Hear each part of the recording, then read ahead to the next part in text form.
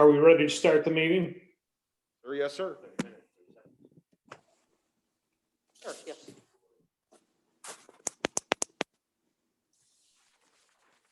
Was that a yes? Yes. Yes. Okay. Okay, this is a special workshop meeting Monday, February the 8th, 2021, 6:00 PM. This is a hybrid meeting in person and Zoom at the Greg Bulowski Municipal Center, 500 North Gary Avenue. I'm going to read a statement because we are going to be doing this live and on Zoom. We are conducting the meeting of the mayor and the board of trustees in accordance with the recently amended provisions of the Open Meetings Act.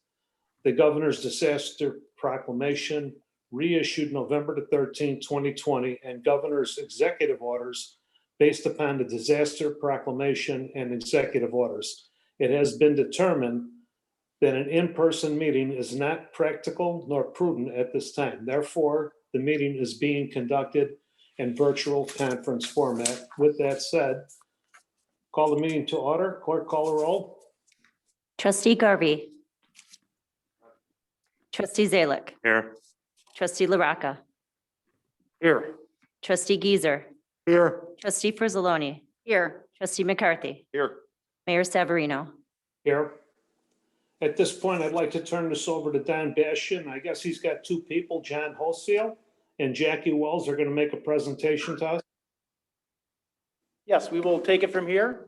And before I turn it over to Jackie Wells, is with Halsey Levine and of course Tom Ferrasi. Just wanted to thank everybody for coming out this evening on a cold and snowy night. Before we get started, I just want to spend a minute setting the table so that you all know what we have planned. In general, village staff, I know we throw a lot of abbreviations and terminology and acronyms at you, and you seem to do really well with that. For this evening's topic, I don't want anybody to be intimidated by the term Unified Development Ordinance or UDO.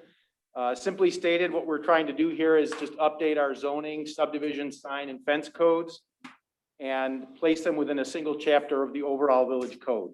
And that new chapter will be called the Unified Development Ordinance. It makes sense to update and organize all of these codes in one chapter of the code because quite often you work with all of them in a development project. So that's why we're looking to update and organize these codes all together in one new chapter of the code. So the goal tonight is just to walk through some of the more significant proposed changes that we're looking at, accept your questions and any feedback, and then briefly talk about what lies ahead for the rest of this project. Although we do have finally at this point a draft of the entire Unified Development Ordinance, we certainly have time and opportunities to make further revisions and changes, so nothing is finalized yet. And so again, we welcome your questions and feedback and input throughout the session. And with that, I'll turn it over to Tom and Jackie. Yes, and I'm going to turn it over very quickly to Jackie Wells, who is our consultant with Halsey Levine. I'll switch it over to a few slides, and I think Jackie can probably take it from here to go over our agenda for tonight. Thank you all so much for having us here this evening. I'm very excited to finally be in front of you with the full draft of the UDO. So tonight we're going to go through some introductions, then the project overview, look at our draft UDO overview. So it's going to be a very high level overview of any of the proposed changes to the UDO. If there are any additional things that you all found when you were reviewing the document or reviewing the memo that you received, questions, or you want further clarification, please feel free to jump in and ask those as we go through things. And then we'll go through next steps. So how we're reaching out to the public and then what the adoption process is going to look like. Great, so starting off with introductions, we can move on to the next. My name is Jackie Wells. I'm the project manager for the UDO update project. John Halsey of Halsey Levine is he's a principal oversight, so he's been really giving some strategic direction and oversight for this entire project throughout the process. So starting off, why are we updating our codes? First, to align with the comprehensive plans that was adopted back in 2015, 2016. It was a project with CMAP. And there are lots of recommendations within that plan that didn't totally jive with your existing ordinances. So there were barriers or roadblocks within your existing development regulations that kept the comprehensive plan from being fulfilled or the vision being realized. And so that's the sort of the first reason to update the code. The second is to modernize the standards. So as you can see on the screen, the zoning ordinance was adopted back in 1987, subdivision in 1979, and the sign ordinance in 1992. So a lot has changed since those times, especially with 1979 with the subdivision ordinance. If you think about what Carroll Stream looked like back in 1979 versus what it looks like now, the type of development that we're seeing, the land availability for those types of subdivisions just isn't there anymore. So we need to rethink what our land development regulations are and really make sure that they fit. We are also looking to create a comprehensive, competitive, and user-friendly code. So a code that not only is comprehensive in its breadth, so with the unified nature of the ordinance, as Don was saying, including the zoning, subdivision, and sign ordinances, but also something that is competitive, that ensures that you all are development friendly and still encouraging new development and redevelopment in the village. This new code is also much more user friendly. So the way that it's organized, the language that's used really ensures that anyone can use the code to understand what the regulations are, or what you can or cannot do with your land. So those are the three main goals of this project. And then we can go through next. The project funding source and budget. So just like the comprehensive plan was a project that the village partnered with CMAP with, this UDO is as well. And the project budget was around $125,000. So what is a UDO? So Don went through this very well. So it consolidates all of those land development regulations, helps to streamline review and approval processes. So for those items like the signs or the fences that otherwise were in different sections, had different approval processes, those are all streamlined now. It also makes that more user-friendly code by making that one-stop shop within the municipal code for understanding what you can or cannot do with your land. So this project was completed in an 8-step process, starting off with kickoff and engagement back in April 2019. So we started off with some public workshops and an introductory session with the PCZBA. And then we moved into the diagnostic report. So the diagnostic report was when we really delved deep into the sections of the zoning ordinance, all of the regulations of the subdivision ordinance, et cetera. So we went chapter by chapter, section by section, and came up with our preliminary recommendations for how to update the codes. And those were brought to the PCZBA in June 2019 for a preliminary recommendations workshop, where we reviewed all of those preliminary recommendations and refined them based on their feedback. So that brought us into the district standards. So this is the section of the code that I think most people think about when they think about zoning. So what is your property zoned? How big does your lot need to be? Those types of very specific district standards. So those were brought to the PCZBA in August of 2019. And then we had an additional workshop about the draft zoning map in November of 2019. So that brought us to the development standards. So this is the supplementary regulations within the code. So use-specific standards for specific uses that we'll go through in more detail later in the presentation. Development standards be things like parking and fences and landscape, and then of course the sign standards. And all of those were brought to the PCZBA in December of 2019. And then you'll notice for the subdivision regulations and the administrative standards, there was quite a period of time between those two workshops in December 2019 and November 2020. So there was quite a bit of time that was left there because of the inability to meet in person. So we were trying to have all of those meetings face to face, and when we were not able to do that for such a prolonged period of time, we finally went to those virtual meetings instead. So that was the draft planned unit development standards, administration and enforcement standards, subdivision standards, and then lastly, the non-conforming lots, buildings, structures, and uses. All right, so now we can jump into the draft UDO overview if there are no questions about the process or why we're updating the codes to begin with. All right. I do have a quick question. Yes, please. Do other communities around here have an updated UDO or something similar? Yes, yeah, in fact, I think the reason why we liked the Unified Development Ordinance structure is because it seems as if so many more communities are starting to take that approach because it is a little more user-friendly, kind of combining all of your codes, development codes into one chapter, if you will, into your municipal code. So, yeah, that seems to be the way to do things these days. So absolutely. So that's part of the competitive thing then, because people are starting to expect this? Right. Okay. Because it's more user-friendly approach, it helps to keep the village more development friendly. Right. Yeah, I think I'd say about 80% of the zoning projects that we work on are.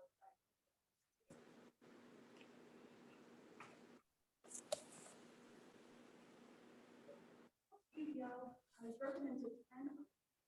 This graphic here showing the tunnel. So we're really trying to walk people through the UDO and ensure that we're starting off with much more broad topics and walking them through the much more deep. Know what the plan development standards are. You don't have to get through that chapter before you get to Jackie, can you hear me? This is the mayor. Can you hear me? Yes, we can hear. Can you hear us, Frank? Oh, I couldn't hear her, and somebody is not muting and they're coughing a lot. And I'm picking all that up. So, but after the question, I think Tom Garvey asked the question. Was that Tom? That was Trustee Geezer, actually. Okay, well, whoever asked the question after that, I lost her completely. Are you able to hear me now? Wonderful. Okay. Oh, okay. Move the mic, that seemed to help. All right. So I'll start off with this slide again. So the proposed UDO structure has 10 articles. And you can see on the graphic here, it's a tunnel, really trying to walk people through, or a funnel, trying to walk people through the UDO so that they don't have to reference or get through sections that they aren't relevant to their use of the code. So trying to keep all of the administrative processes down towards the end, and then the sections that you would really need to walk through up towards the beginning. All right, so starting off with Article 1, the general provisions. This is a section of the UDO that isn't very different from the general provisions for the zoning ordinance that exist currently. So they provide a framework for the UDO and set up the defensibility of the regulation. So it includes the title, purpose, intent, interpretation, rules and construction of language. So all of those sort of legal things that you have to get out of the way first. We can move into Article 2, the definitions. So this section consolidates and streamlines all of the definitions that were included in the zoning, subdivision, and sign ordinances. So in some instances, the zoning ordinance would define something one way and the subdivision ordinance would define it a little bit differently. And you weren't really quite sure what the correct interpretation was. So this new UDO consolidates and streamlines all of that. It also eliminates some outdated and unnecessary definitions. So as we'll discuss in the next couple of slides, there are some old uses that were eliminated, some new uses that were introduced. So we're establishing definitions for those. So things like breweries, wineries, distilleries, outlot retail buildings, parking pads, and then differentiating between light and heavy manufacturing. So next we have Article 3, the district specific standards. So in this article, we have all of the relevant standards for specific districts. So first we establish their purpose and intent. So we have those purpose and intent statements for each district. And then we get into the permitted uses and the dimensional standards. So your yards requirement, your lot area, lot width, et cetera. So the listed here on this screen are the proposed districts. So there are 9 base districts and 2 overlay districts. If we go to the next slide, you'll notice that this list of districts looks a little bit different than what you have currently. So this graphic shows how we're proposing the existing districts to either be eliminated or consolidated to create your proposed districts. So moving into the next slide, we have a map that shows the parcels that are proposed to be rezoned and what their current zoning is. So there are approximately 200 parcels that are proposed to be rezoned. And you can see there are a rainbow of colors up on the screen. They're from a bunch of different districts. We switch to the next slide. We have the proposed zoning. So this is the new zoning classification that we're proposing. And you can see it's a much more streamlined. There's only a few colors up on the screen. So all of the sort of tan colored parcels are in the R1 estate residence and community facilities district. So these are your parks and schools and other types of community facilities that were zoned all the different residential districts and are now all being consolidated into the R1. And we can see the R&D district and the B4 district, which were the office and service district and the research and development district are being consolidated into a new office and service district. A lot of the areas along your commercial corridors are proposed to be rezoned into the B3 to create a more consistent regulation for those areas. And then last but not least, the B1, the new town center district, is really to help regulate and promote and encourage the development of the type of mixed use downtown area that the comprehensive plan envisions.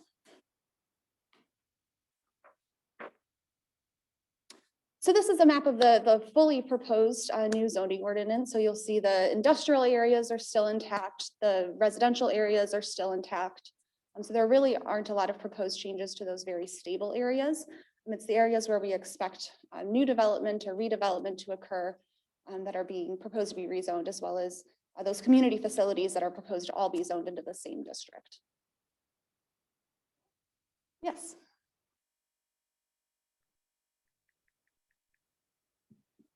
Sorry. What's the difference between a traditional residence and suburban residence? So the big difference between those two areas is the density of development that's allowed. So the size of your lot is required to be larger in the R2 than in the R3. And I believe more types of housing are also allowed in the R2 than the R3. So the R2 district generally corresponds with the original part of town here that had a little bit larger lot sizes, as well as some other subdivisions that may have had a larger lot size when they were proposed by the developer. I mean, that's really the best explanation for it, but they do continue to be single-family zoning districts. Right. Okay, thank you. All right, so in addition to the districts, we're not proposing any significant changes to the Gary Avenue and North Avenue corridor overlay districts. So we understand that those are working well for you currently. A lot of the Gary Avenue corridor and North Avenue corridor are already built out with those standards. So we're not proposing anything changed there. We are proposing, though, that the bulk and dimensional standards of some of the residential districts be right-sized. So at the very outset of this project, we did a analysis that compared development that's on the ground with the minimum regulations that are within the zoning ordinance. So the lot area and the lot width requirements. And we found that a lot of the existing neighborhoods, very stable neighborhoods, are smaller in lot area and lot width than what those minimum standards require. So those properties aren't non-conforming because they came through as a planned development or through a subdivision agreement.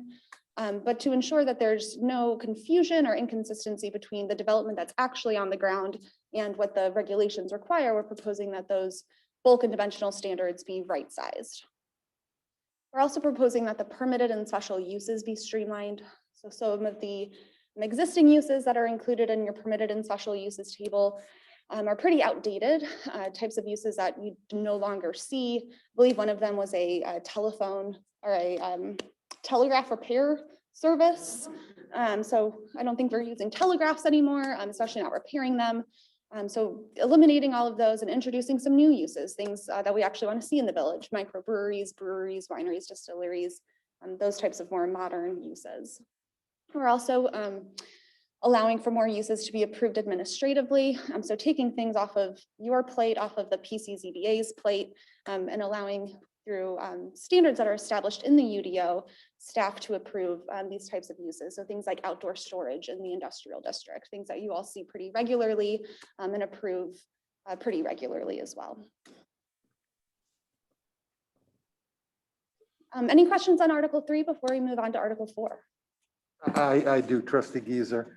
In the memo that we got, it talked about how many of the properties were within the different zones are smaller than what were allowed. Now, with you lowering with other PUDs or whatever, I know there's going to be a name change. Is the potential to have these lots even smaller? No. So we lowered it to a point where the existing development is within the new threshold. So the majority of the existing development is within that threshold. But we also tested to ensure that you wouldn't have new opportunities for subdivision. So if there was maybe someone that had a double lot, so their house was across 2 lots, and with the new standards, they possibly could split their lot into 2. So we did, in our analysis, we ensured that there wasn't a large number of those opportunities. So the lowered standards aren't going to have the opportunity to change the character of your existing stable neighborhood. Right, well, it sounds, based on the memo, it sounds like a significant number in all the categories are So- smaller than, Yeah, so here's for decades, the village, we've had these residential zoning districts. The R1 district, you know, in the code said 15,000 square foot minimum lot size. R2 said 10,000, I think it was, or maybe it was 20 and 15 and 10 in the R1, R2, and R3.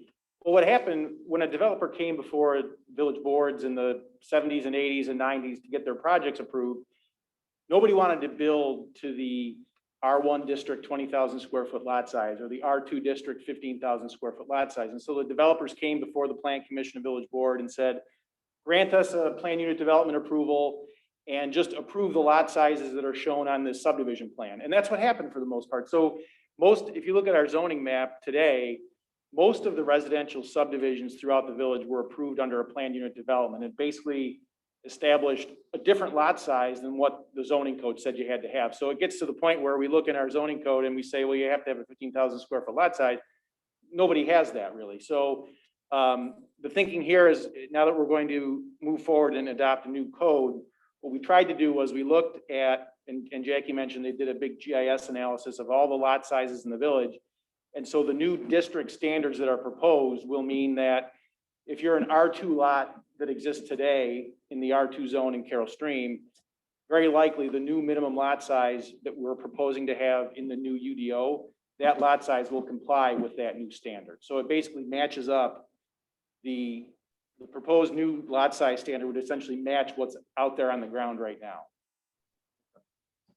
Trustee Geezer, is there going to be any impact on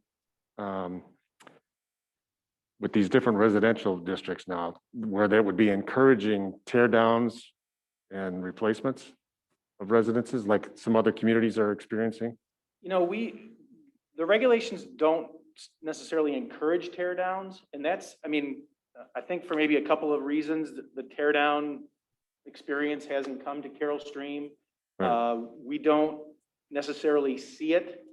Carroll Stream continues to do really well with home sales, with time on the market and improving home values. I know I hear all the time about houses that are on the market for a day or two, or multiple offers on the same house. But I think maybe a combination of the age of our housing stock. You know, we don't have a walk to train station or a downtown type area. So I'm not sure if those might be some of the factors that are involved, but the regulations by no means wouldn't prohibit somebody to tear down and rebuild their house. But we also didn't think it was necessary to go to the point. I've worked in a few other communities. I mean, they had some really intricate tear down and redevelopment standards that looked at the building massing and you know, we didn't feel as though that was really right for Carroll Stream at this point. Okay, because it seems to me like in the older part of Carroll Stream, which is the more aging house stock, would be susceptible to that because they have larger property lot sizes. So a tear down of a single, you know, floor building without any basement would be a likely place for somebody to come in with a 2 or 3 story house with a full basement, and it would change the character of the neighborhood. So you don't say anything in here is going to encourage that or discourage it. Correct. Okay. Correct. And that's something I think there are lots of examples of zoning codes and UDOs that have tear down infill type regulations. And if we start to think that that's a development pressure that's coming to Carroll Stream, we could certainly look at, there's no reason we couldn't add that in at some point in the future. Okay. I think one of the other issues with tear downs is if somebody's going to tear down a structure, it pretty much has to mimic the character of the other houses in the neighborhood. And somebody's got to make the first attempt to do that. And then they have to be willing to, if the other houses don't fall in line, their house may be overpriced for that neighborhood. We actually had this discussion about 15 years ago in meetings like this, that, you know, that was one of the concerns. And it actually never came to be. And I think exactly what Bob said. I think you can't put a 2-story with a basement house on Illini where all the rest of the houses are pretty much ranches. The price to value ratio, you're just never gonna hit it. And I think somebody would have to take a really big leap and purchase multiple homes and almost do one side of a street for it to be feasible. And I think at that time, one of the things we also talked about was lot coverage. Right. So there were instituted some regulations on lot coverage. And that, of course, as we know, affects, flooding and all that type of stuff. And those are all staying. If anything, we are looking at tightening those up just a little bit. One of the things that we're trying to zero in on a little bit is driveways. We've had some people, the current code isn't quite as clear as it could be. I mean, you see people, they got the driveway that leads to their garage, and then the code allows them to have the third car kind of attachment, even if they don't have a 3-car garage. And then you get the people that want to pave up alongside the garage and then even go further to store a boat or a this or that. And our policy has been that driveways don't count towards lot coverage, but this UDO is looking at actually kind of putting a cap on that. And if you take that pavement past the front of the house, essentially, then we start looking at that into your lot coverage.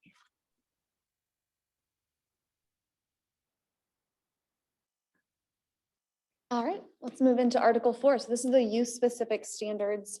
So these are new standards that would apply to specific uses regardless of their location, so regardless of what district they're located in. So these are higher standards than what would otherwise be required for uses within the village. They are relevant for both permitted and special uses. So whether you have to go through that special use permitting process, you are required to be held to these standards. It allows for more uses to be approved without your involvement, without the PCZBA's action. And that is really to help ensure that there's not too much on your plate that doesn't need to be. So by establishing these additional standards, staff have the sort of guidebook that they need to ensure that these uses are compatible for the village. So all of the uses are referenced in the permitted and special uses table.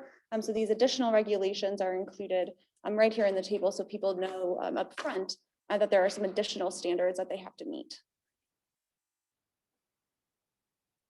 So there are a few of these new use-specific standards we wanted to review with you, starting off with the portable outdoor storage device standards, so commonly called PODs. So these new standards would regulate the size, location, and duration of pod use. And we're also proposing that a permit be required for their placement. So I believe this is the reason why staff really wanted to bring this to your attention. I was to get your feedback on this permit requirement, and I think about the fees that might be associated with that as well. We're not looking to, this isn't meant to be a revenue generator, but we would like to have the ability, I mean, right now, the way we do it is you're driving around the neighborhood and you see one pop up in somebody's driveway and you kind of make a note of it. And if it's still there 3 weeks later, then we make a phone call to the resident and just say, what's happening, how long do you need to use it for? We don't want to see these things start being used, oh, my kid's home from college for the summer, I'm going to park a pod in the side yard and put all the stuff in it until he, so it would be a very nominal permit fee amount. It's really just to help us keep control of them. I actually hate the idea of permitting pods. I'm okay if we put a dead set limit. The longest you can have one on your property is X amount of days. I'm good with that. Okay. But I'm not a fan of having to permit them myself. So I will say without a permit, it is difficult to enforce those types of duration limits. So without knowing when it was placed and when it'll be removed, it's difficult to enforce the restrictions on the length of time it can be placed in a neighborhood. Well, let me just ask this. They would have to sign a contract with the pod company, yes? So wouldn't that be some kind of proof that they would have to provide to the village of length of time that it's there? And if one of our code enforcers sees it after that contracted time, then they're able to issue a citation if they want, or a warning? We could certainly ask for that. Yeah, I'm not a big fan of permitting them. Okay. I understand the need for them, and I understand how people could abuse them, but I haven't seen them being abused. Have you guys? I mean, have our code enforcers seen instances where we have more than one or two insulated or isolated incidents of a resident having one for an extended period of time? It's not a huge issue. I would agree. Okay, I would think at this point, my recommendation is no, unless we start seeing this becoming an issue. It's always something that could be readdressed, but I agree, there should be some kind of a deadline, a month or whatever it is, because if you're moving, I mean, we've had pod before when we were moving and we needed it for like 3 weeks while we were moving. So I mean, I can understand that, but I would think more than a month unless it's a remodel situation, but then again, that's an extenuating circumstance and you guys are going to be out there most likely doing inspections for the remodeling project. So that's something else that our inspector would be keeping an eye on as well, as to make sure that it's not going for a ridiculous amount of time.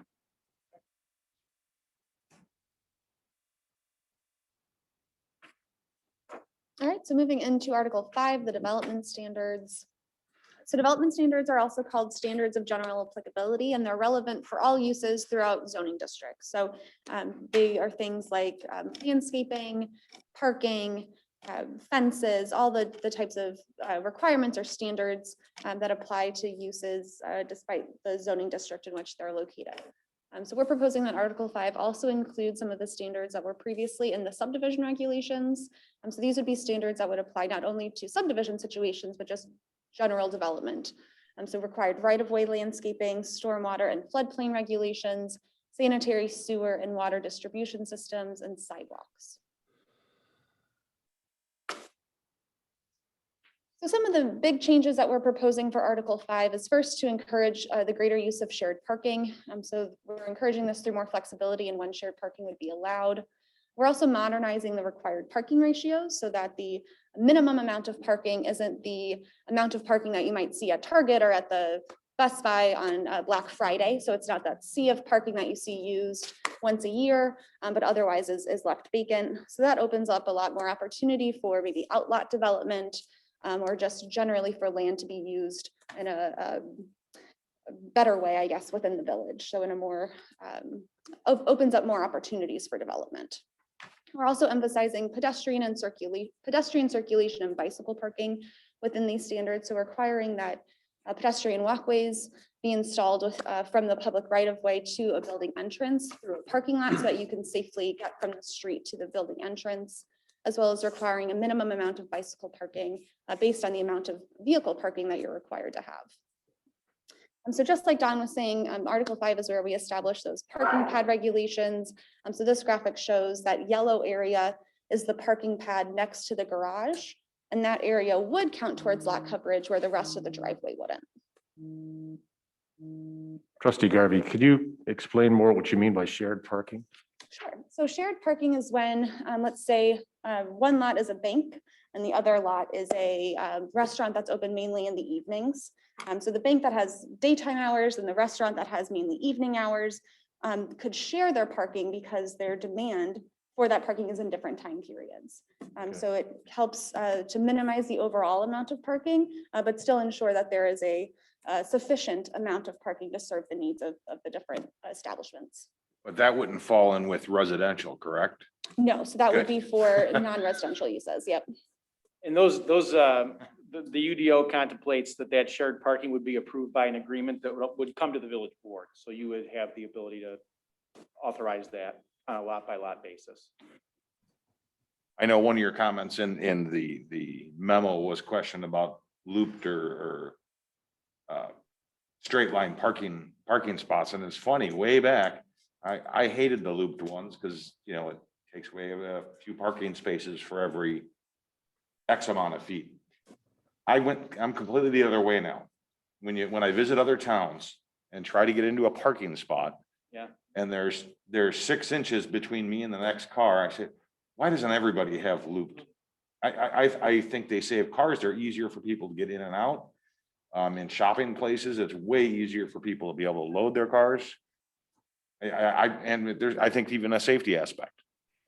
Yeah, I think it helps people kind of puts a bullseye on the place where you're There's supposed to that put the car, so that's good, and we're not alone. I mean, certainly other places have it, but we are one of the places that that you see it pretty uniformly throughout. And so we have no issue keeping that in. We just thought we would, you know. Again, that's identify- strictly my opinion. I don't know. what Forgive my everybody ignorance, else but can you explain the difference between the two?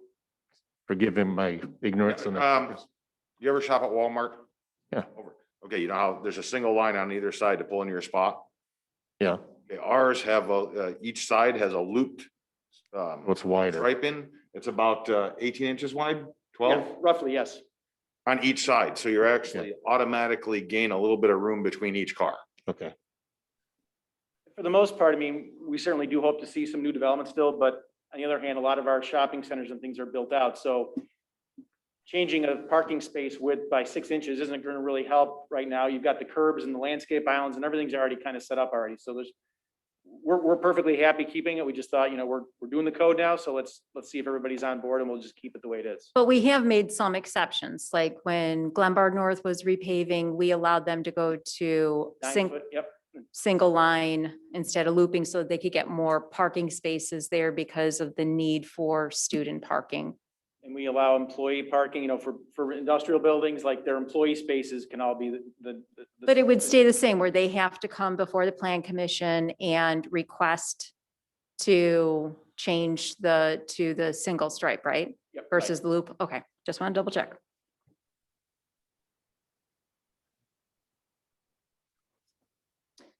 So Article 5 also establishes village-wide landscape requirements. So this would apply to multifamily and non-residential uses throughout the village. So these are proposed for parking lot interior. So that's the blue area on the graphic. Parking lot perimeter, which is the purple. Building foundation, which is shown in yellow. And transition areas, which are shown in green. So these are first and foremost to just help improve the appearance of commercial corridors of multifamily areas, as well as help with stormwater management. So these proposed standards establish the type of landscape material that's required and the amount as well. So the graphic shown here on the right-hand side would be for perimeter parking lot landscaping. So you can see that that helps shield headlights and bumpers from pedestrians that might be. Yes. Sorry, I keep turning my microphone off. I'm sorry. What happens when we adopt this? What happens if we have a current business that is not, are we basically going to grandfather people in? This would apply to new development moving forward. Okay. All right, because the first place that comes to mind is over by Rocco Vino's. And we've had issues like with the bushes there trying to get out of that parking lot for years. And I didn't know if this would maybe require the property manager to make a change to those bushes to put smaller, height bushes in there so that it's not as much of a safety concern getting out of there. But I think we- basically what you're saying yeah, is no, this would be for new development only. this would be for new development, but the fact is there's a couple things at play there. I mean, right now, when we review development proposals, I mean, engineering and community development, we look at landscape plans. I think guys in engineering in particular are good at, you should really keep this below 30 inches at the corner so you can have visibility. And the other side of that is, you've probably all seen it. I mean, you may plant a shrub or a bush at your house that says maximum height 30 inches. And if you don't trim it and maintain it, 10 years later, it's 12 feet high. And so there's a maintenance issue there as well. And I know that issue came up last fall at County Farm Plaza.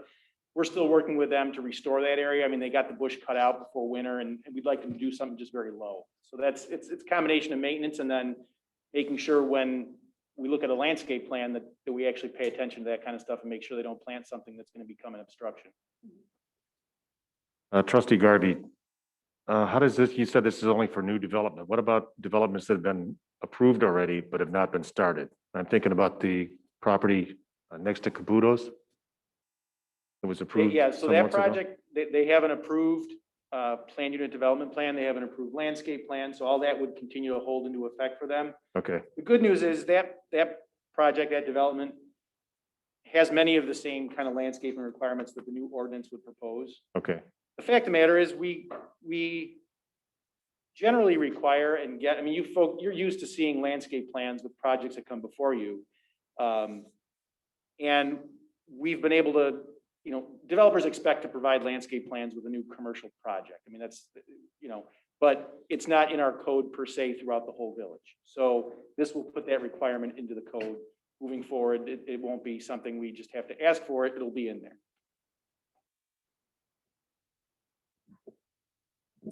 The graphics here show the parking lot interior landscape requirements. So how frequently you need to have a parking lot island and then the types of vegetation that are required to be planted in them. Article 5 also establishes screening requirements. So this would apply throughout the village as well for trash and recycling receptacles, service yards, loading docks, and truck parking areas, ground mounted mechanical units like what is shown in the graphic on the right-hand side, roof mounted mechanical units, and drive-throughs when they're adjacent to residential areas. Moving into the fence standards. So we're proposing to update the residential fence standards for 3 key areas: front yards, exterior side yards, so side yards facing a street, interior side yards, and rear yards are all treated similarly. And then rear yards of through lots. So that's that blue square shown here in this graphic. So those are yards that front on 2 different right-of-ways on 2 roads instead of having a backyard that abuts someone else's rear yard. And so for these yards, we're proposing that more consistent and streamlined requirements for fences be established. So if we jump to the next slide. There we go. It's proposing that we have consistent requirements for the height, materials, and design of fences in through lots, so that when you are driving down, say, Gary Avenue, you see all the fences, they're all consistent in their appearance. May I ask a question? Does this also address residents that potentially will use landscaping as a hedge instead of fencing? Because right now that is not allowed. But we do have residents that will do that so that they don't have to go through the cost of putting in, a fence, or, for example, they want to put in something taller than what code allows. So they will now use, like the arborvitae bushes, because those will fill out nicely and create a nice hedge. So is that incorporated within this to address that issue right now? Yes, so these requirements would require that all of the fences in the rear yards of the through lots be 6 feet tall. So they all have to be 6 feet. You can't go 4 feet, you can't go 8 feet, you have to be 6. You have to have the board-on-board design, and then you have to have cedar or faux cedar material. So that would help require the fences so that you no longer have the sort of encouragement or the incentive to plant landscape instead. The fence, I think what you're talking about is the fence code currently actually talks about natural fences, and it's this type of vegetation, and it limits the amount of that. You can only do it across, I think it's 2/3 of a property frontage. You can't basically create a wall around your whole property. And I believe that's carrying through in the fence code that we're proposing moving forward. That's what I was asking. Now you mentioned specific material, cedar, so they wouldn't be able to use just pressure treated? I can't remember exactly how the text is written, but it's cedar are things that have the appearance of cedar essentially. So there's not like the cost, it's not cost prohibitive because cedar can be a more costly material, but it would be a consistent appearance of cedar. Is the board comfortable? This is one of the things, one of the topics we've gotten some feedback on. Oh, you're driving down Birch Park and every fence is different, or backing up to Morton or backing up to County Farm.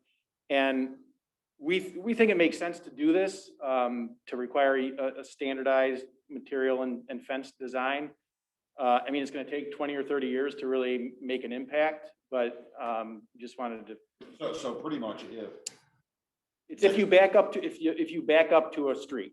right, if you back up to County Farm Road and your fence gets blown over this winter from the winter. So you put in a permit this summer, you're gonna be required to replace it with 6-foot board on board. And just for that back section, if you want to do something Right. different down your side, you still can, but yeah, for that, along the lot line of. This is only between your property and a street, not back-to-back houses. Right, it's just for backing up to street rights away. So if we wanted to make it look uniform, are we going to, I hate to say, like dictate what color? I mean, like, are they gonna make it natural tone or, Well, that's, I Red- wrote that note down, like, do we need to have something in the code that? I mean, 'cause- You can't paint it, you can't stain it. I can see how that would look, like Hanover Park did that on Army Trail. They knocked down, this was when I was an officer, they knocked down all the fencing from like Coon Road all the way to County Farm, and they made it like 8 feet board on board. Almost like a sound. And it looks better, but then again, if you stain it different colors, it's still gonna have that same effect of different fencing, you know what I'm saying? So I think we should probably look into Natural. something that's uniform, like, That's the goal, is to create, because if you paint it different colors, it's gonna look, it's like you shouldn't. really paint it. Ridiculous. I mean, it's, because you get somebody that'll. okay, I was just wipe wondering if we thought about if someone's gonna seal coat it or off- Yeah. stain paint it. it. Yeah, or I they, think it but, should just or be they, Clear, natural stain. Yeah, so the way the materials language reads currently, it's fence materials utilized in rear yards of through lots shall be pressure treated cedar tone wood, chemically treated or naturally resistant to decay, or wood Yeah, that's composites. So it disallows the plastic vinyl stuff and the brick look like, Would, Or it would would. allow that. no, What's it would, would disallow. It would it. disallow It would that. disallow that. It would. I mean, and I realize, we're starting to kind of creep into, we're suggesting that this is the best thing. On the flip side, we hear from some people that came to some of the earlier workshops that, boy, wouldn't it look nicer driving down some of our main roads if if the fences matched? So, And this is something well, maybe not we talked about, but we've heard from residents consistently throughout the years that why don't we do something? But I can think of specifically now, along Gary Avenue, you've got some chain link. You've got along Morton, you have a white faux. And it might be painted actually. It's white. It's beautiful. And then I can think along Lee's Road up by Corpus Christi, there's some split rail, Mhm. So this is gonna be, do you have to change it when you sell it? Do you have to, how no, does it it? would only, when you come in to get a building permit to put a fence up, Okay, it's gonna have to be this So if type. you choose not Okay. to put a fence, it's not an issue. Right. Okay. You don't have to have a fence. It's, if you have a Okay. fence and it backs up to a street, it needs to be of this Okay. design. okay. How is the code written for when you don't back up to a street? So for example, my particular home, I touch 5 different neighbors. We just have that weird lot. 3 of the neighbors have different fences, but we don't back up to a main road. So 2 are the composite white, one's board on board, one's just, the slats that you can see through. I'm not gonna tell you what the other guys are doing, but I'm just saying, when we looked at it, we're like, the fencing is literally all over the place in our neighborhood. I mean, it really, but again, we don't back up to any streets. So it's just really, how are you looking at the aesthetics of your backyard? And if you wanted to run, if you wanted to run a fence along your whole rear lot line to cover all those up, you could. We've chosen not to. It's very expensive. We're waiting for more neighbors to jump on the fence bandwagon, and then we only have to do just a small portion. But I just want to make sure that it's really spelled out. If you're backing up to, and we're not saying a main street, we're just saying if you back up to a street, Any street. any street, It's a through lot, the diagram, any street. okay? But it will be spelled out. If you don't, we're not going to have a fencing regulation then, other than height. So like my example, I want to put a Same fence. regs we have now. Okay. Same stuff we have now. Right, I think it's 5 feet right now. Yep. And then you guys we don't have to do the board on board. We can Nope. do whatever we want as long as we're not backing up to a main street or backing up to a street. Correct. Just double check. And it's just the back, it's not a side. That's correct. Have you got any projection about how long it'll take for this to be grandfathered in? Well, I I'd mean, because say, if the goal is to have the same aesthetic on County Farm Road, it could take 30 years. I was driving around today and, there's some brand new fences up along, those fences are gonna be there for 20, it's gonna be a while. Yeah. But if we don't ever, I don't think we wanna go so far as to, and I don't think we wanna be more aggressive than we are, but if we're ever gonna accomplish this, we need to have a starting date and just. Do you know if Hanover Park, like, actually, I think built they the take fence. care of that fence. There's a sign on it, isn't there? Like I'm not sure, but I know Hanover Park, I know they knocked down all those fences all the way down and then they just built the I same think fence. I think they own it. I own it, yeah. They own it and they maintain it. Hanover Park. Yeah. Yeah. We're not proposing that. There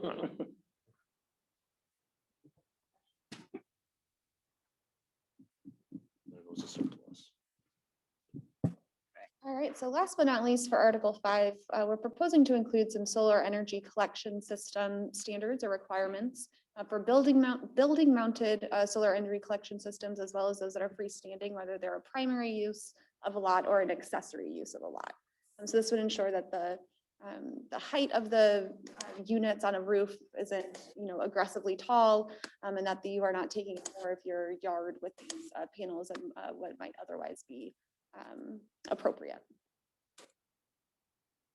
Is this much different than what we are doing already with that? No, not really. I mean, for the most part, right now, I'm not aware of any ground mounted panels yet. We have a few buildings in our industrial park that have put them on their roofs. And we also have numerous homes, obviously you've seen. Generally speaking, it's consistent with what we're seeing already. What if in the future, since this is for a long range, there is the idea of doing ground mounted? Maybe the village decides they want to put in an array of panels. That is actually in here. Okay, In a residential application, I think it's a real small, it's 100 square feet or something like that. So that's 10 by 10, that'd be pretty small if you wanted to do that in your backyard. And I think it also creates like a special use. If somebody wanted to take a piece of property and create a solar farm on it, that would be a special use permit that would come to the board. Yeah, exactly. That would be the primary use, freestanding primary use. So if that's the only thing that's on the lot are these solar panels, it's regulated one way. And if it's accessory to your home, then it's regulated separately. All right, so now we can move into Article 6, the sign standards. So this new article is pretty different than what your current sign ordinance is.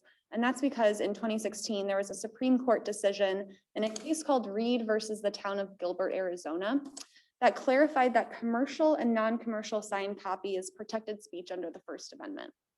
So that held that signs can't be treated differently based on their communicative content. So based on what's written on the sign, we can't have different regulations if it says for sale for a real estate sign or vote for whoever for your local election. So because we can't no longer regulate based on the content, the sign standards had to be revised pretty wholesale. So there are a couple of areas where Carroll Stream doesn't currently comply. So things like gasoline price signs, so having specific standards for electronic message boards if they're for gasoline prices, as well as temporary signs like things for real estate or election campaign signs. So the new sign standards really preserve your current allowances for permanent signage for non-residential areas. So that's really not very different in terms of what is allowed for permanent signage. What really has been needed to change the most are the regulations for temporary signs. So most of the temporary signs that most municipalities used to regulate were based on their content, garage sale signs, real estate signs, et cetera. So instead of those content-specific sign types, we're proposing instead these content-neutral sign types that are just based on what the signs look like. So the graphic here shows a feather sign. We also have wall-mounted banner signs, ground-mounted signs, A-frame signs or sandwich board signs that you might see on a sidewalk, yard signs, and window signs. So one of the changes to your existing sign standards is for window signs.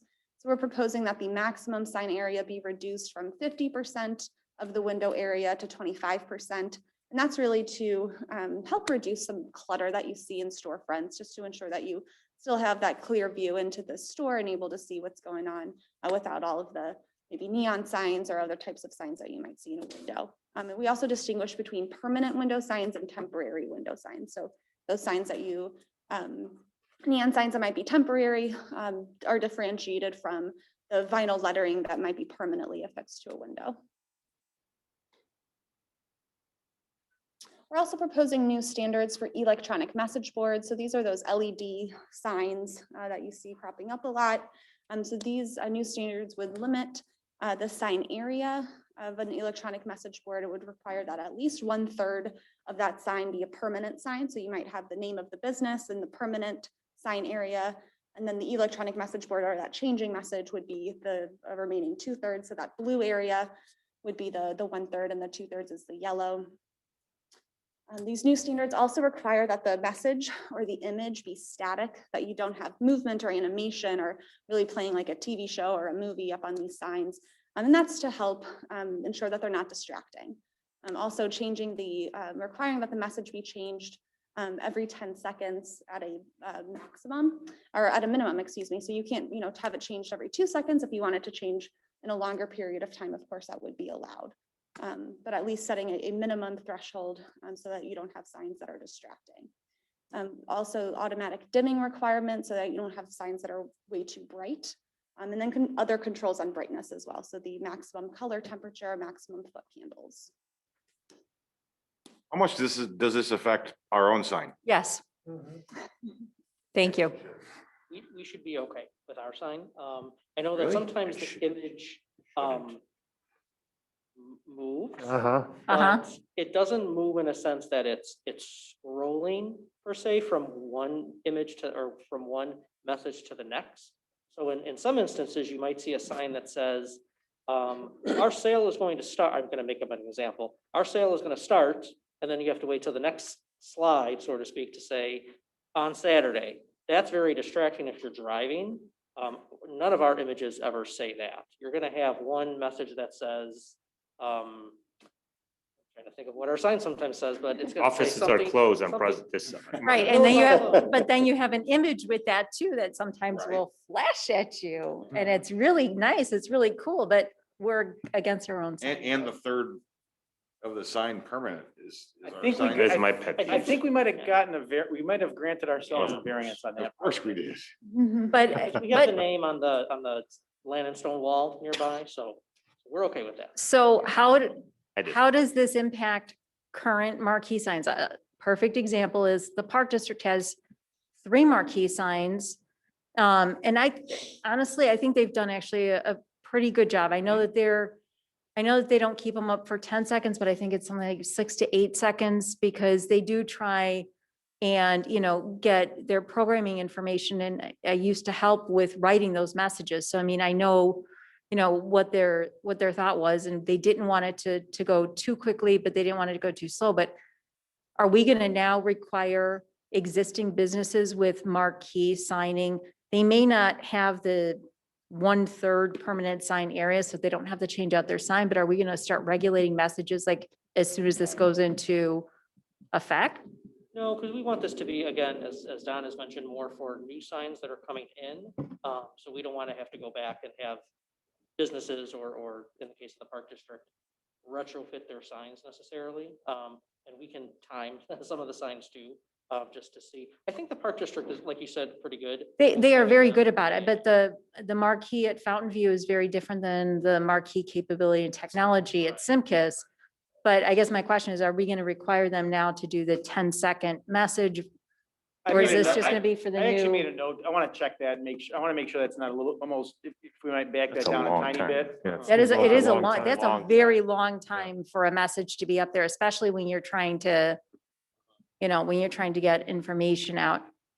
The other question is, and it might be somewhere further back here, I don't know, but what about our temporary sign, our roadside signs that we put out? Those, I know that's a 4-second message because I know exactly how many characters and how many screens you're allowed to have because I've written many messages on ours.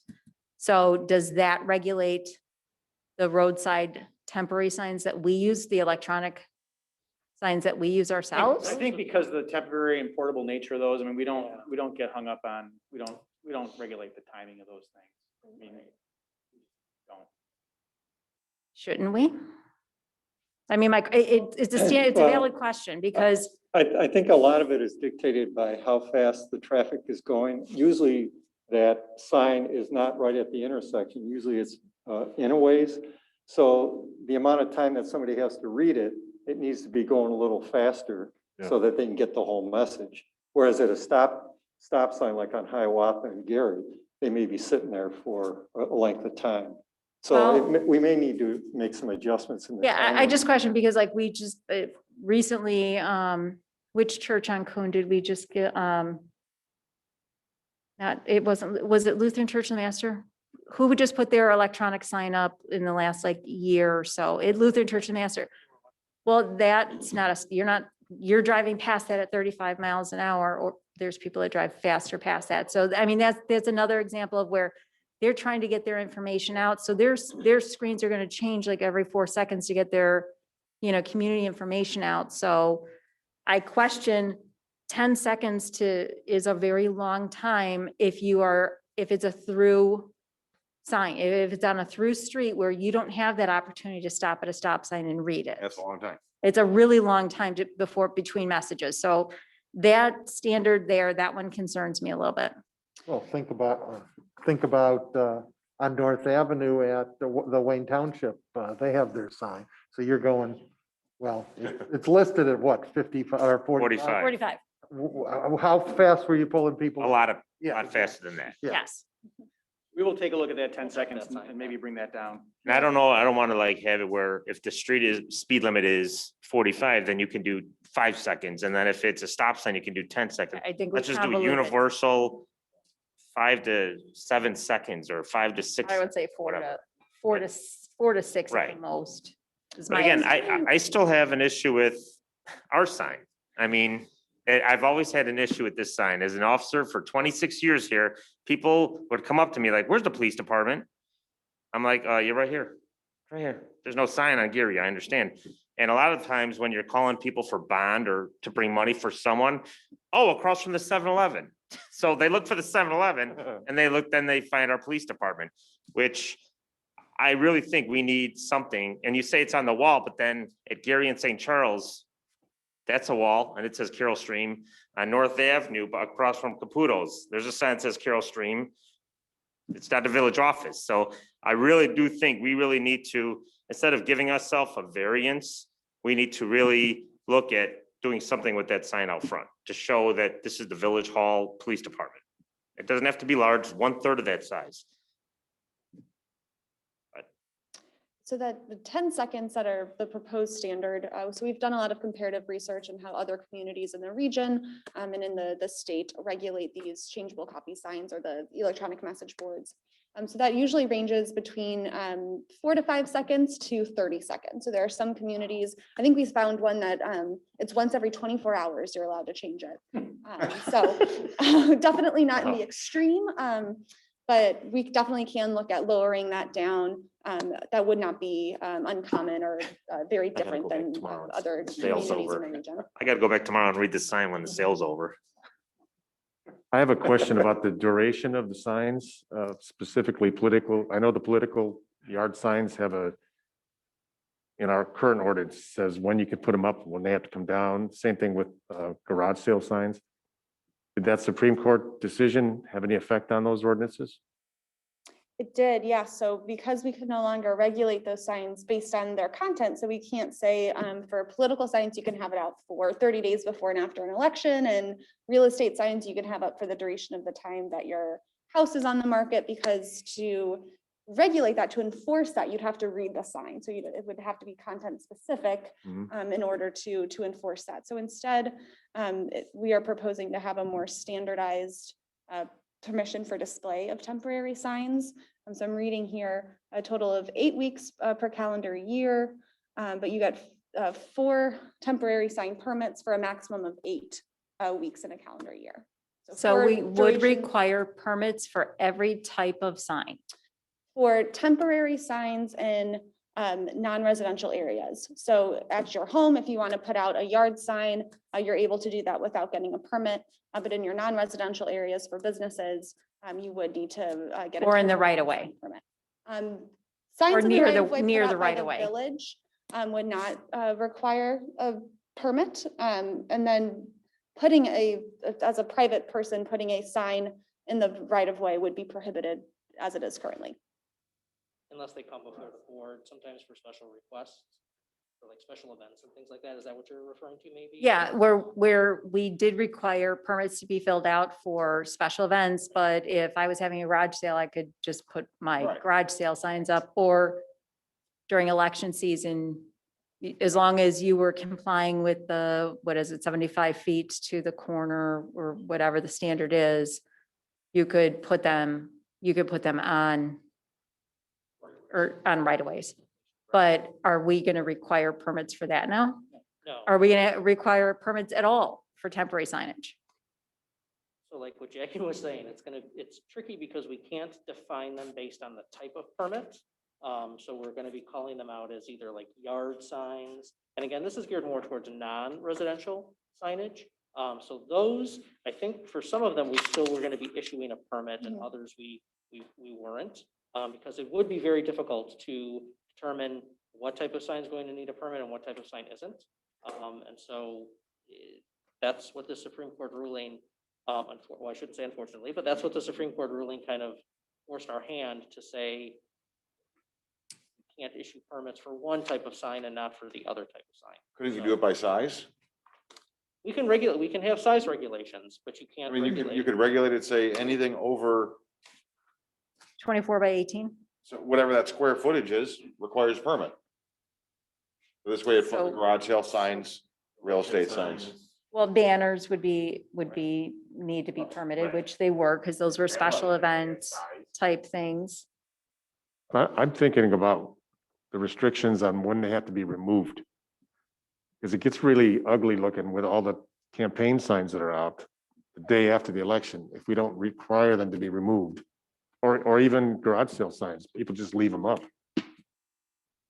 So we can't Difficulty is regulate that? We can't, if you wanted to put up a sign in your yard that said, my son was quarterback for Glenbard North, we could never tell you to take it down. Yeah, If you wanted to put a political sign in your front yard that said, vote for trustee McCarthy, we can't ever make you take that down. You can do that. okay. And none of those signs require a permit. And so.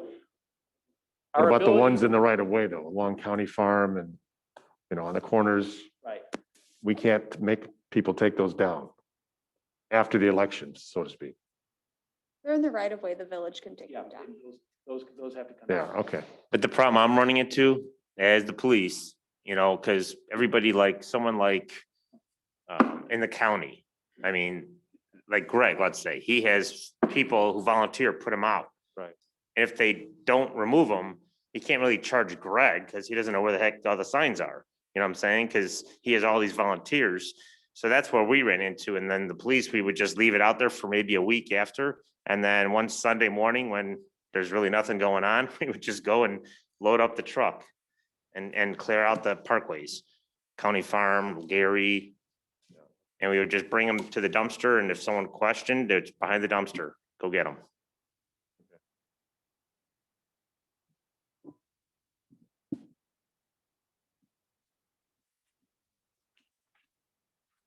Okay.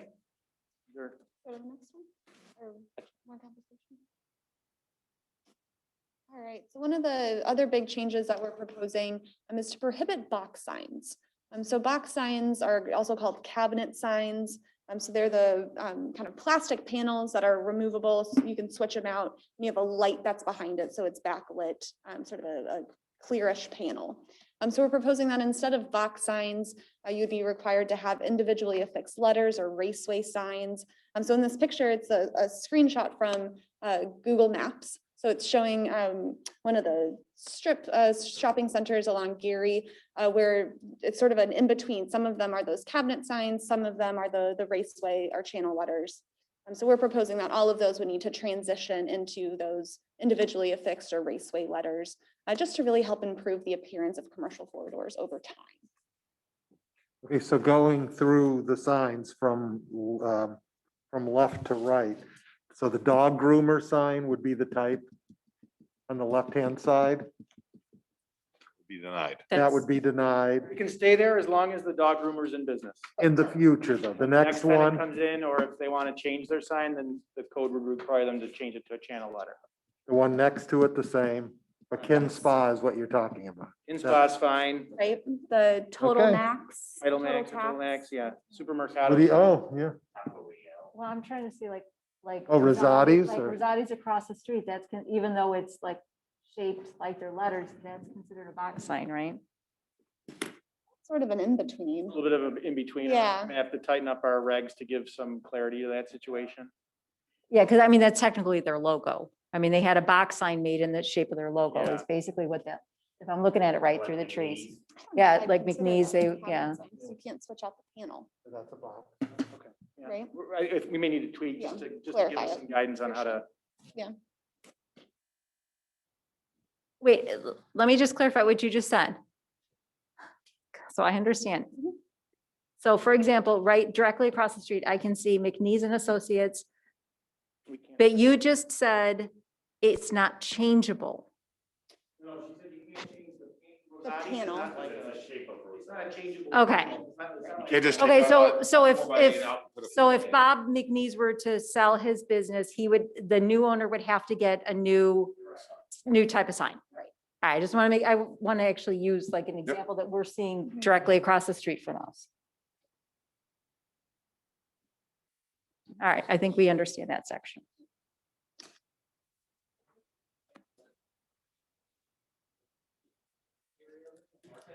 Your guys' microphone may have died. Yeah, that was part of the corridor review, right? Mhm. This would just extend that prohibition throughout the village. All right, are there any other questions or Actually, comments yeah, on the we're sign standards? sticking with the same the box then. What about the big signs at a gas station? Which technically, the hanging sign are a box lit sign. Would they have to go to a, The pylon signs, yeah, like they're on a pole and Right. the big box ones. but it's still a box at the top. Yeah, so Pilot's also got being one of those, don't proposed they? is a prohibition on those types of pole signs or pylon signs. So that's something that also is prohibited along Gary Avenue and North Avenue, and that's just a proposed prohibited throughout the village as well. So Okay. you would instead be required to have monument signs like you see along Gary and North Avenue now. But we would allow them to have changeable Copy. copy, like for Yes. pricing and whatever promotions. Got it. All right, so moving into Article 7, plan developments. So the process by which a plan development would be approved, we're not proposing to have any changes there, so it'd still go through the special use process. But we are proposing that some new standards be included to help you all in your review and approval of plan developments. So first, we're proposing that a pre-application filing conference be established. So that would be with the development review teams, that would be members of staff, as well as the public. So you'd have to bring out your concept to the neighbors that would be impacted by that project before you're able to file an application for a PD with the village. So at the very beginning of the process, you all know how the neighbors are reacting. So you don't get surprised by a lot of negative or positive feedback as you go through or later in the process. So that not only helps you all, but the developer as well. So they're not spending a lot of money, getting their plan together before they hear that the residents are going to hate it and there's going to be a lot of pushback. So we're also establishing new standards for review. Let's go back to the first one with the public. Will there be regulations on it? How do they contact the public? Do letters have to be sent out? Does it just have to be noticed? How is that? Yeah, so they would need to be noticed like a normal meeting. So it'd be I believe within 250 feet of the proposed development would require to receive notice for that meeting. Okay, so by like certified mail, by something in the door? Just like a normal public notice, it'd be by mail. By mail. Okay, Not certified mail, just by mail. okay. So just thinking back the last few years, we've had the pilot controversy. We had the yard waste Warehouse on North transfer and Coon. station, the what? Warehouse on North and. The warehouse on, yeah. So they would have to come into a meeting and notice and alert the public. Correct. As well. That's the idea. Right now, right now what we do, when we have a development that we believe is going to be controversial, we suggest that the developer consider holding that kind of a meeting. There's nothing in our codes that requires that. And we found in the few instances where it's happened, the developer doesn't really do a great job with it. And so this would put some more teeth into that and make that a more structured process. It'd be required, Right. and they would have to do it. It wouldn't Right. be, we wouldn't do it, they would. That's correct. So it's not before the board or the planning commission. Correct. I think the code, we require them to provide evidence. They need to send us their mailing list who they're notifying as well, so we can check that. Great. as And well is as, there like, any specificity about where it's where the meeting's held? Would it be held here at a village property or? I don't think we include any standards on where the meeting would need to be held. That may be a good idea to ensure it's not in like across town and. Or it's gotta be within X amount of area from on the proposed site development. itself. Yeah, that's a good idea. We could look into adding something. Okay, like so that. they do have to have the meeting, so, but I'm sorry. they have to have a meeting then. Yes, Okay. yes. Do we establish how far in advance they have to have the meeting before it would come to the plan commission? They So- have to, I'm sorry, No, go ahead. they have to hold that meeting before they would go to the plan commission. They have to hold that before they can even apply.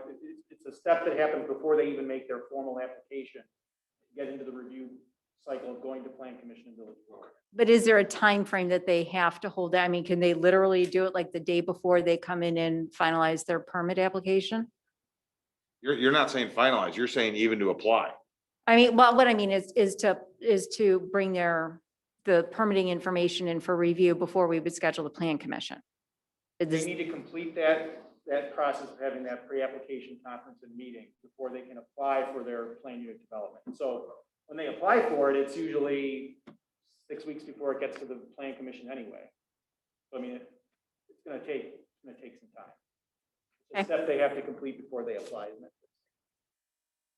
But there's no governmental representation at this meeting that's required. I think in the code that the code language it says that they have to supply us with the list of who they sent the letters to, and then I think minutes to that meeting Right. as well, Maybe- something like that. So, Yes. Okay, Maybe there so should. the be a planning, requirement. pardon me? Maybe there should be a requirement that somebody from the village has to be there. Well, it would be good to get the feedback of what actually happened at the meeting to be presented with the application filing, you know?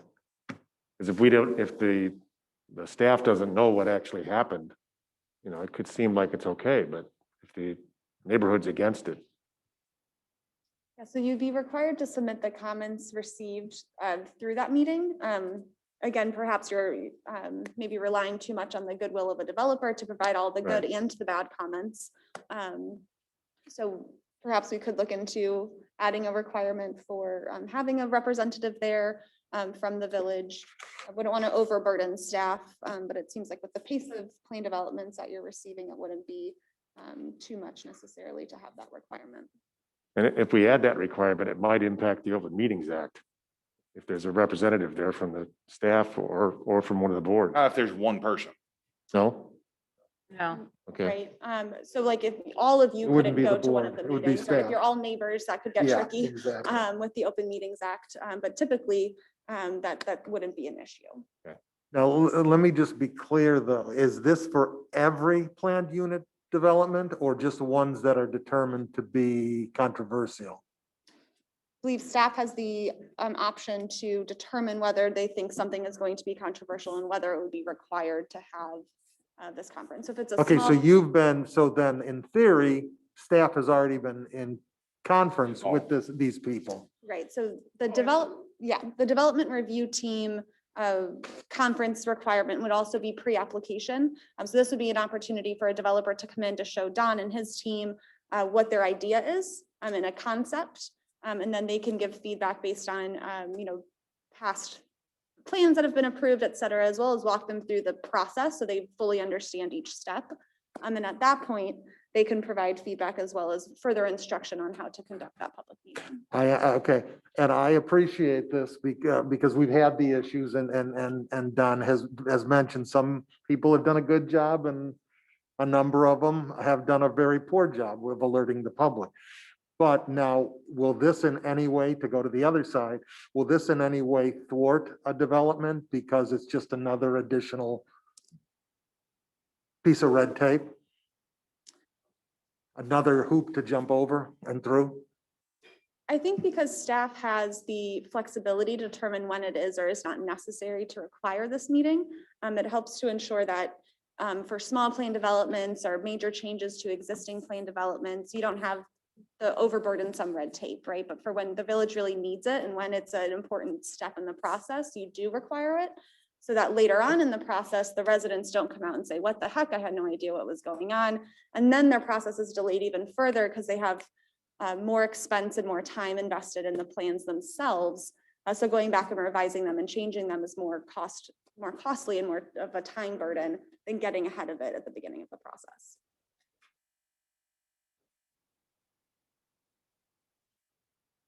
For the most part, most of the undeveloped property in Carroll Stream where there's been proposed development already, there's been public input on it. So we pretty much know what areas for development would be controversial.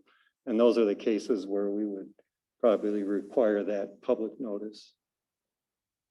For instance, along North Avenue or something. And I think that's exactly why we're asking Yeah. about it, because of those controversial issues that residents made it seem like maybe they weren't made fully aware. Mhm.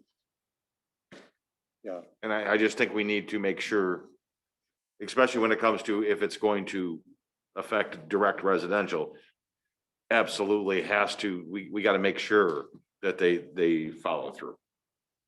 And I think this process also helps ensure that, when you're required to show the mailing list, include those comments with your application. If the residents come back and say, well, I had no idea, you can say, well, we did mail you a notice of this meeting. It helps, but maybe give the developer some backup. And yes, we did try to reach out to these people and they weren't, available to come to the meeting or didn't choose to maybe help in that process as well. All right, so in addition to the requirements for the pre-application meetings, we are also proposing that new standards for review be established for plan developments. So that would, the standards of review would apply to the plan development as a whole. So all aspects of the plan development you would look at through the lens of these required findings for the standards of review. So things like alignment with the comprehensive plan, impacts on other properties, impacts on public facilities and resources, et cetera. And so we set up all of these standards of review. And then on top of those, we establish modification standards. So those are additional standards, higher standards that you all would look at site development allowances again. So site development allowances are deviations from underlying zoning. So if I'm coming forth with a commercial plan development and I'm proposing the building be 15 feet taller than what is otherwise allowed through the base zoning district, I have to justify that request to you all by one of the modification standards. And those are things like beneficial common open space. So if I'm asking for greater height, you all ask for more open space, more public gathering space. So it's sort of a give and take. So the village really gets the benefit of that development going forward and not just allowing these deviations from your regulations that you otherwise would be required. All right, so moving into Article 8, Administration and Enforcement. So this section consolidates a couple of different articles that are within your current zoning ordinance and across your subdivision sign and fence ordinances as well. So to organize this section in a more user-friendly way, we start off with administration. So we set up who's responsible for the administration of the code. So all of those responsible parties right up front.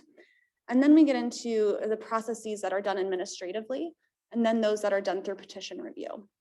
So it's organized in that way so the level of review that's required for the permit that you're seeking.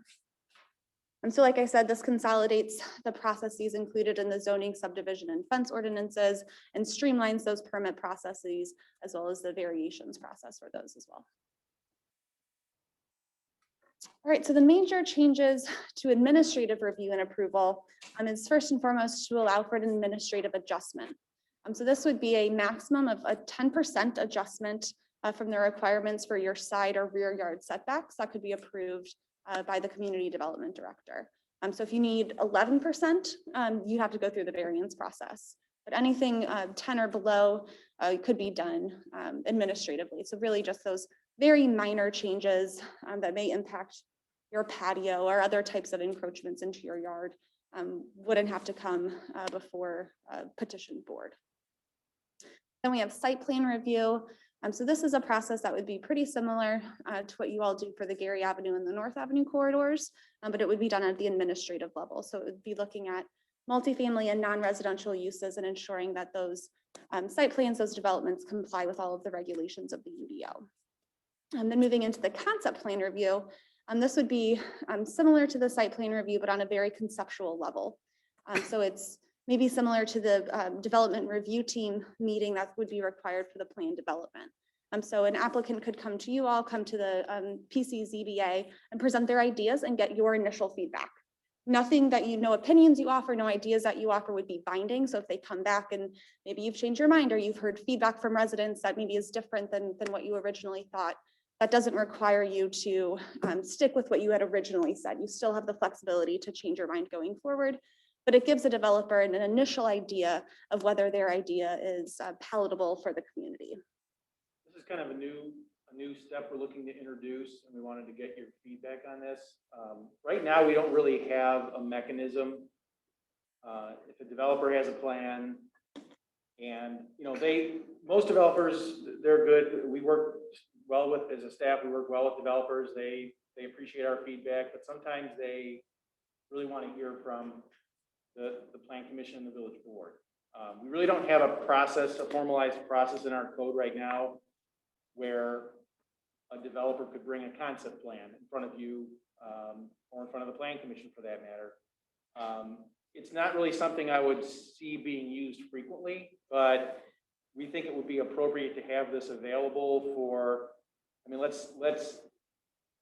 let's say there's a land use, a project that deviates significantly from what the comprehensive plan says, or if they want to establish a use in the village that's not currently allowed in the zoning code, or maybe it's a project that we think there's a good chance it's going to be controversial.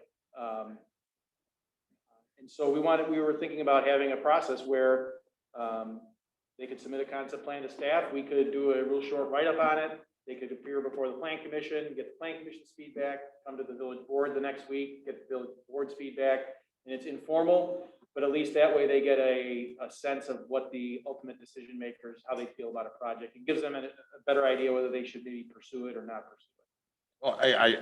Well, that's kind of a good idea. I like it, except for a plan that comes in that's dead on arrival to the staff. I want you guys to have the ability to say, no, we're not going to bring this to the board because it doesn't fit anything. There are a few things. And we try to do, like, one of the things I often, and Tom has heard this,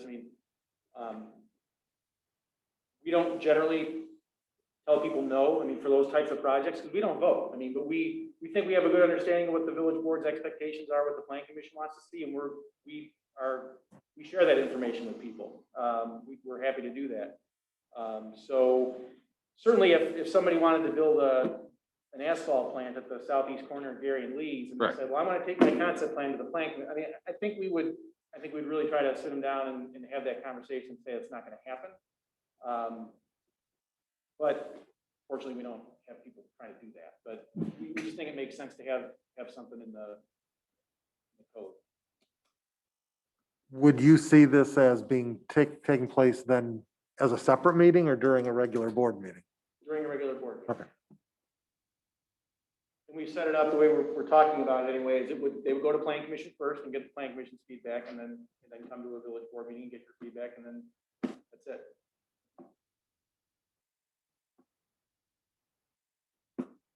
That be comfortable with something like that? I'm comfortable with that. Absolutely. But I would also hope that, like Don Bastian said, that they don't say no, but should there be something that, as Trustee McCarthy said, that they're pretty sure it's not, we would be alerted at least to maybe be polled or something. And I think we have or I know we have in the past on things. Absolutely.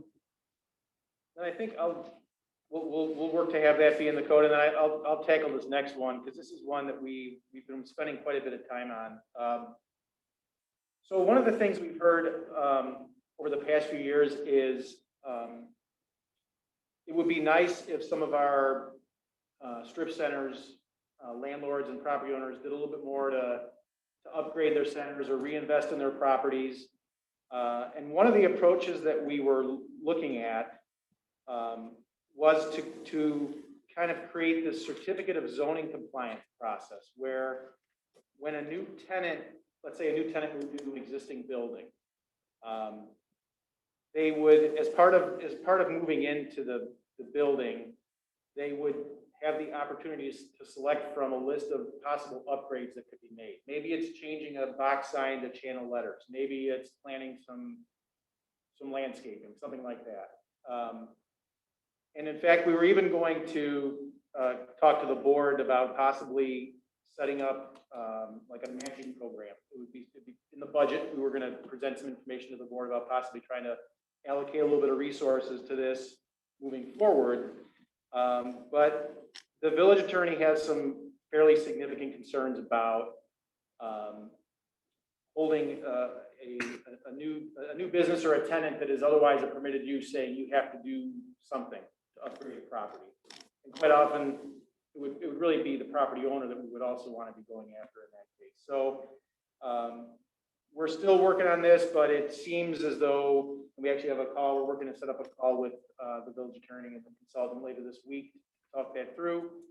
The village attorney's recommendation is if this is something that the board would like to see, that we could work on creating like a facade improvement program or something outside of the Unified Development Ordinance. These are very common programs. I mean, a lot of communities have them. And so this was kind of our idea to try to raise the bar a little bit and have some of our centers be improved a little bit. It wasn't intended to be stuff that we could already address through the property maintenance code. We're not going to incentivize people maintaining their properties in accordance with the code. This was to kind of go a little bit a step further and really start to enhance the property a little bit. But so this is kind of a work in progress, but if it's, I guess we'd be interested in hearing any thoughts from the board about it. It's a good idea. It's worth looking into more, maybe bring it back in another form.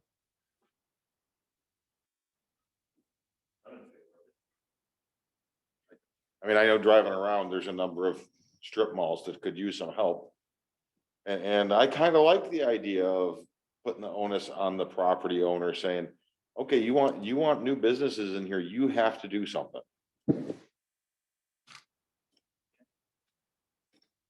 Just to add to that, the retrofit standards that we're proposing all be things that would allow or require a business to comply with some of the new standards of the UDO. So like Don said, replacing the box sign with the channel letter signs, installing screening for your trash and recycling receptacles. You know, those items that previously were not required under the zoning ordinance, but are currently proposed to be required under the UDO. It would be, the standards would align with those new things. So if a property already meets all of these standards, they would be exempt from the retrofit standards for their certificate of zoning compliance. But my question again is, it's okay. A new business wants to lease a property across the street. You know, one of the pieces of the strip mall. I don't want to put so much pressure on the new business that we're almost helping them fail. It should be on the property owner who's probably making the most money out of it, because he's got a guaranteed lease. So I'd like to see the teeth on the property owner versus the prospective business. I made that note.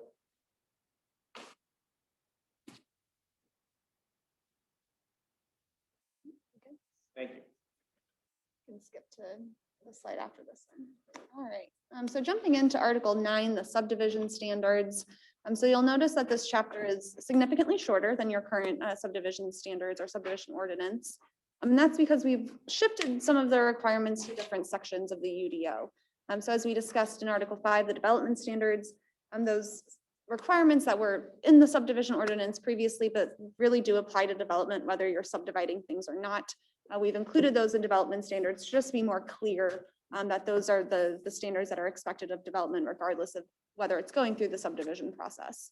Then for Article 8, we have all of the review and approval procedures for subdivisions included there. We've also cut out a lot of the very specific requirements, things like pavement width, those types of specifications. Those are proposed to be moved out into a standalone web-based document that would allow the village to update those standards and specifications without going through a text amendment process. So it helps the village stay up to date on all the different standards if things change. without coming to you all to request a text amendment to the UDO that would go through, a public hearing and all of these other requirements. So we're proposing that that be standalone and web-based, and we've been working hard with the engineering folks to get all of that set up. And I believe we have a example that we want to show. Bill, obviously, jump in, please. I meant to direct this slide over to you. So if you have anything to add or just expand on, go for it. No, I think Jackie covered it pretty well. It's been 1979, I believe. That's the oldest pretty part of the code. And Village of Carroll Stream is a lot different than a lot of farming fields where they're putting in housing developments, which was a subdivision. And really a subdivision could be anything, just taking one lot and dividing it in two. And so we kind of stripped it down and made the subdivision code just about subdividing and put in development standards and in there, like Jackie was saying. And we've come up with a web-based design standards and construction specifications for engineering manual. Gonna be working with Public Works on this to get all their latest, whatever wiring they want, what kind of pipe, just anything that might change based on technology from year to year. And so we won't have to come to the board because we don't want to use asbestos cement pipe anymore or something like that. So if you have any questions on that, I'd be happy to answer. And I will say we have seen communities across the nation go through a similar process of choosing to take out these types of specifications and not have them codified. So this is very common for municipalities to do.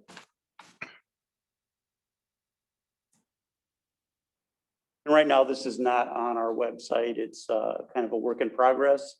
We're trying to get everything in and then go through it with Public Works and have it ready by the time the UDO is officially adopted.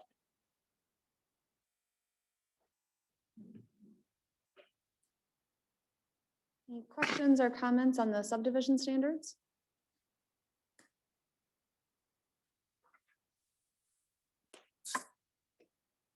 All right, and move into our last chapter, the non-conforming buildings, lots, uses and structures.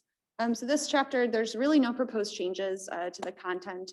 We've clarified the language, helped to streamline things a little bit, make it a little more readable and user-friendly. But otherwise, the standards for nonconformities would remain the same.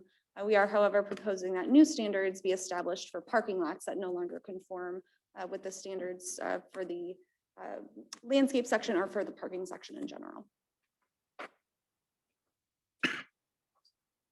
All right, so that brings us to the end of our UDO. If there are any other questions or comments, other items for discussion, happy to take those now. Yeah, Trustee Garvey, I've got some questions about the rezoning, which I think is Article 3. Can you address the changes that would be, the rezoning would impact on the retail cannabis sales? I think that's currently B3, right? Yes, and I Where believe it those are would remain permitted? B3. No proposed change. No change. No change in the, No but, change to the regulations of the zoning district where it's currently in the code. so B3 is not being expanded in any way? There's no geographical changes to it? Yeah, so the it's- properties that are proposed to be zoned B3, that's different. So a lot of these areas, if we look at slide 22, Tom. There are some properties that are shown in a dark maroon color that were previously, some of them previously zoned B2, the general business district. But because of their location and the type of development that is there currently, we're proposing that they be rezoned to the B3 district, which is being repositioned to more of a corridor commercial area. But doesn't that mean that anything that's currently a B2 becomes a B3 and then therefore can be used for retail cannabis sales? Yes. Presuming B3 is what it currently is. I'm not sure if I tried to figure it out the other day. before is where, Actually gonna then see changed over or renamed to the OS district. okay, Yeah, so that would be a special use in the OS district. So that's the blue areas you see. So the only additional area that's changing from B4 to OS would be what's currently the R&D district, which is south of North Avenue, sort of in the middle of the village, that big chunk of blue. Yeah, that's vacant. okay. Which would put it too close to residential anyway, so it still couldn't fall into it. It's not gonna be allowed there. Okay.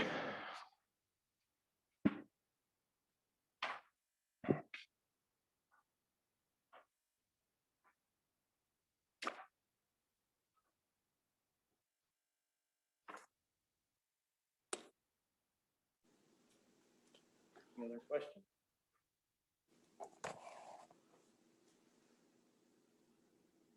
I think we can jump into next steps. All right, so now that we have the full draft UDO ready to be reviewed, we want to bring it out to the public. So we have some public outreach that is being planned. So because of the virtual world that we're living in currently, that's going to be more virtual outreach. So we have a informational brochure that's going to be made available and also sent out to all of the property owners whose properties are proposed to be rezoned, just to give them a very clear understanding as to why the proposed changes are being proposed. And then we also have a story map to help walk people through those proposed map changes as well. And we'll show you that in just a couple slides. So after we get some public feedback and further refine the ordinance based on that feedback, we'll go in front of the Plan Commission for a public hearing in March or April, and then to you all again for adoption in April or May.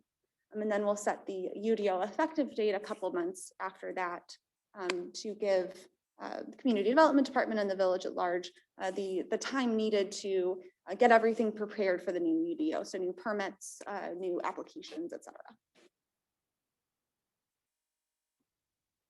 So this is a picture of the informational brochure. So it's a 11 by 17 folded in half, so a little booklet. This is the front page with our frequently asked questions. And so these are items that we frequently hear. It just tells you sort of the basics of why we're updating the UDO, how we've gone through the process, et cetera. And then in the inside flap, we have the proposed zoning map, as well as an overview of those significant changes to the map. Included in that orange box are all of the dates of the outreach meetings, as well as how to get involved online and who to send comments or additional feedback to. And then we have our story map. While Tom's pulling that up, I'll just mention we sent that brochure and a letter to all the churches in the park district, the fire district, the library district, all the school districts, COD, in the past week or so to let them know about the whole UDO project and the zoning changes. I've spoken to a few folks that received the letter, and I've got a couple of follow-up calls set up coming up this week. And we're planning to send out additional information to anybody's property that would be proposed to be rezoned. And that's before anybody would ever receive a public notice in the mail. We're trying to just be real transparent and get all kinds of, we don't want the first thing somebody gets in the mail is a notice saying your property is being rezoned. We want to get this brochure out there and get lots of information out to people and be willing to sit down and talk to them, make sure people are comfortable before we move forward. Yeah, so this is another one of those tools to help really clearly communicate the proposed changes to the public. So if we scroll down, this is a story map that really walks you through. So we have a brief introduction about the project, when it started, why it started, a lot of the information I presented at the beginning of our PowerPoint tonight. And then it gets to the zoning districts. So this is the current zoning map. And then it gives you a narrative about why or sort of what has changed in a more general sense. And then as you keep scrolling, it shows you those exact parcels that are proposed to be rezoned. So it highlights those parcels whose zoning is proposed to change. And then as we keep going, shows you what that zoning is proposed to be. And then we would get into the proposed changes by the district. So it gives a brief narrative as to why we're proposing to change all of the community facilities into the R1 district, and then shows a diagram as to which districts are being pulled into that new R1. For the R2, no big changes proposed here, just giving an overview of why the district name has changed and why some of those dimensional standards are being changed as well. So the same is true for the R3 and the R4.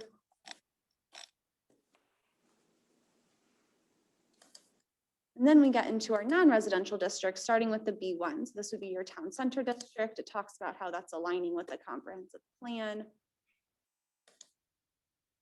Then we move to B2, so the local neighborhood or neighborhood commercial districts, so those smaller retail opportunities in close proximity to residential areas. Our B3 are the corridor general commercial, what those properties are. ONS, the B4 and the R&D areas, the more business park, office service. Then, of course, the industrial district, last but not least, no proposed changes to this area.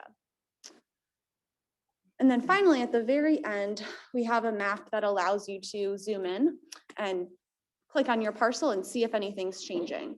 So you can, if you click on one of those parcels, the property address will pop up, as well as the proposed zoning and the existing zoning.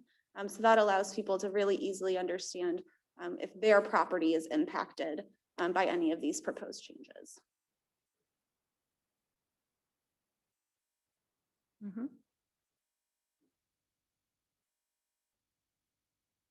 So this will be made available, of course, on the village website, on our project website, and then the informational brochure directs people to the city's website, which will direct them to this as well. After it's approved, and will that type of information be available? Like that, we can zoom into your property and gain additional information, or is there already not that capability already? Okay. You can already do that. But It's certainly through it'll the all need to be county. updated to reflect the new, Yeah. map. I think that's all we had for this evening. So if there are no more questions or comments, thank you all so much. I really appreciate your time and all of your feedback. This discussion has been really helpful in ensuring that the UDO is what it needs to be before we go through the actual adoption process, that we are able to make those tweaks, those refinements now. So thank you all so much. Thank you. Thank you. This is great information. Thank you. This is Mayor Severino. I would like to thank Community Development, Don Bastian and Tom Ferrasi, for putting this together and putting all this time in. Jackie, you did a wonderful job presenting it. It was easy to follow along with, and I really appreciate that. Now, we know this was a lot of content to get through tonight. We appreciate you sticking with us, and if something comes to mind in the next couple of weeks, something we touched on that you start thinking about it, and it's like, well, that didn't sound right, or if we have questions, please contact Tom or me. We really hope to, we would like the code adoption and public hearing process to be smooth. There's no guarantees that it will be, but our effort in the next couple of weeks, next couple of months is going to be to try to make the information available to people, meet with people, discuss, answer questions, so that hopefully when we go through the adoption phase, it's not a big deal, but we'll see what happens, but please don't hesitate to reach out to us. All right. Excellent. Thank you. Bob, is there any other thing we need to cover under other business? We have no other business, Mr. Mayor. So motion to adjourn. Don't move, trustee McCarthy. Second, trustee Geezer. Clerk, call the roll, please. Trustee Garvey. Trustee Zalick. Aye. Trustee LaRocca. Aye. Trustee Geezer. Aye. Trustee Frizzaloni. Aye. Trustee McCarthy. Aye. I want to thank you all for being on this, a 2-hour call and spending time away from your families again to try and make Carroll Stream a great place to live and work. Thank you very much. Thank you, Ms. Mayor. Enjoy the weather. Yeah. Right at 80 degrees, huh? We're gonna go shovel.